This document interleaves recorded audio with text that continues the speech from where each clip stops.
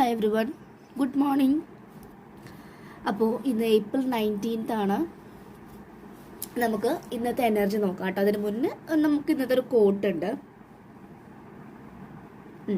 സത്യമായ സന്തോഷത്തിന്റെ അനുഭവം ശരീരത്തിന്റെ രോഗങ്ങളെ പോലും അകറ്റുന്നു. നമുക്ക് എന്തുകൊണ്ടാണ് ഈ രോഗങ്ങൾ, അസുഖം വരുന്നത്? ശരിക്കും അത് ഫിസിക്കൽ, എന്താ പറയുക, നമ്മുടെ ഇമോഷണൽ തലത്തിൽ ഇമോഷൻസ് വളരെ ലോ ആകുമ്പോഴാണ് അത് പിന്നെ നമ്മുടെ ഹെൽത്ത്, നമ്മുടെ ബോഡിയിലേക്ക് അത് കാണിച്ചു തരുന്നത്. ശരിക്കും നമ്മളുടെ മനസ്സും അല്ലെങ്കിൽ ഇമോഷണൽ ബാലൻസ് പോകുമ്പോഴാണ് ശരിക്കും നമുക്ക് ഡിസീസ് അല്ലെങ്കിൽ അസുഖം വരുന്നത്. മനസ്സിലായോ? അപ്പോൾ നമ്മളുടെ എനർജി, അതുകൊണ്ടാണ് ഇന്നോ വർക്ക്സ് ചെയ്യാനും ഹീലിങ്സ് ചെയ്യൂ, എന്തെങ്കിലും ഒരു മെഡിറ്റേഷൻ ഡെയിലി ചെയ്യൂ, ഒന്നുമില്ലെങ്കിൽ ഗ്രൗണ്ടിങ് ചെയ്യൂ എന്നൊക്കെ പറയുന്നത്. ബിക്കോസ് നമ്മുടെ എനർജി ബാലൻസ് ചെയ്ത് പോകാനാണ്. അപ്പം എല്ലാവരും നിങ്ങളുടെ എനർജീനെ ഒന്ന് ടേക്ക് കെയർ ചെയ്യുക. ഓക്കെ. അപ്പം നമുക്ക് ഇന്നത്തെ എനർജി നോക്കാം കേട്ടോ. ഇങ്ങനെ എടുക്കാം. 5 ഓഫ് പെൻഡക്കിൾസ് ആണ്. അപ്പം പറഞ്ഞതേ ഉള്ളൂ, കറക്റ്റാണ് കിട്ടിയത്. 5 ഓഫ് പെൻഡക്കിൾസ് എന്ന് പറഞ്ഞാൽ എന്താണ്? നമ്മളുടെ ഹെൽത്ത് കണ്ടീഷൻസ് വളരെ മോശമായിട്ടുള്ള കാർഡാണത്. പക്ഷെ നമ്മുടെ ഒരു ബാഡ് ഫേസ് അങ്ങോട്ട് തള്ളി നീങ്ങുകയാണ്. പക്ഷെ ഈ ബാഡ് ഫേസിലൂടെ പോകുമ്പോഴും നമ്മൾക്ക് കണ്ടോ ഓപ്പർച്യൂണിറ്റീസ് ഉണ്ട്.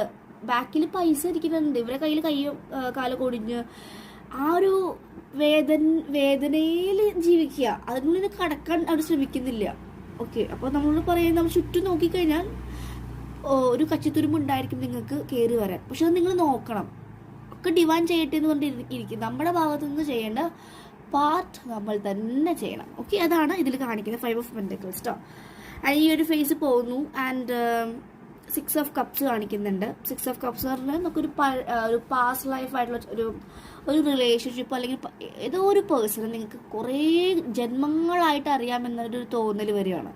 അത് തോന്നലായിരിക്കില്ല, പാസ്റ്റ് ലൈഫ് കണക്ഷനുള്ള കണക്ഷൻസ് ആയിരിക്കും. അവരുമായിട്ട് നിങ്ങൾക്ക് ഇനി ജസ്റ്റ് രണ്ടുപേരും അടുത്തിരുന്നാൽ പോലും ഭയങ്കര ചേഞ്ചസ് രണ്ടുപേർക്കും വരും, ഭയങ്കര റിലാക്സേഷൻസ് വരും. അതാണ് റിയൽ കണക്ഷൻ എന്ന് പറയുന്നത്. അതിന് നിങ്ങൾ എപ്പോഴും സംസാരിക്കണമെന്നില്ല, കാണണമെന്നൊന്നുമില്ല.